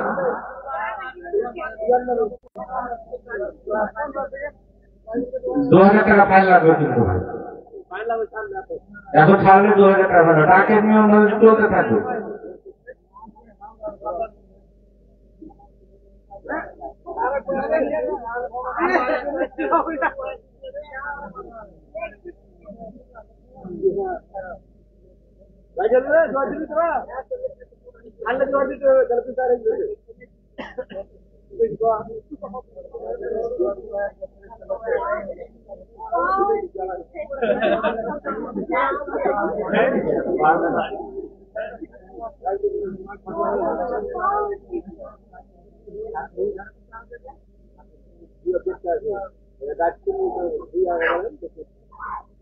ডাক্তার পিছন থেকে কম হচ্ছে, যত বেড়েছে ওই দিক থেকে 25 হয়েছে। ডাক্তার কিন্তু এই দিক থেকে কম হয়েছে, 1000 করে বেড়েছে। ওই হিসেবে 20,000 টাকা কিন্তু লাগে নাকি? আচ্ছা, 20,000 টাকা ফাইনাল করে এটা আমার পক্ষ থেকে আপনাদের মসজিদের ইমামকে বলছি, কাকিরুল ভাইকে, যে 20,000 টাকা দিয়ে দিবেন। এখানে মুরগির দাগ শেষ, এবার জিলাপি আছে 1 কিলো আছে নাকি? এটাকে বলেন না না না ওটা থাকবে না, ওগুলো 1 কিলো আছে, 1 কিলো 200 500 কে নাম বলবে সাথে নাম। বাজাহুর 500, বাজাহুর 500,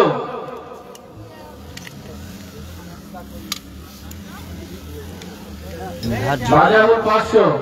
জিলাপি একটা হবে না?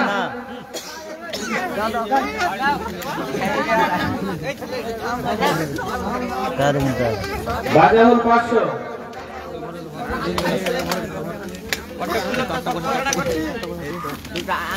জিলাপি 1 কেজি দাম 500 টাকা গেছে।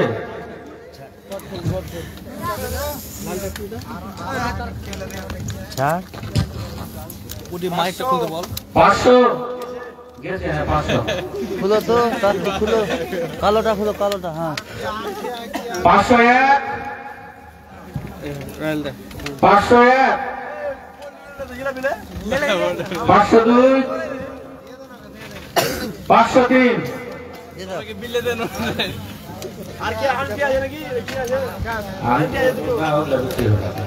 ওগুলো এই জমাতে হয়।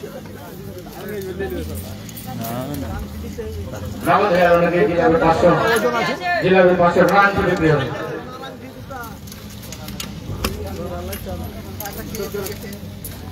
তো বছরের জালসা আজকে এখানে শেষ। হায়াত বাকি, তো মোলাকাত বাকি। যদি আল্লাহ বাঁচিয়ে রাখে, আবার হয়তো আমরা এই দিন দেখতে পাবো।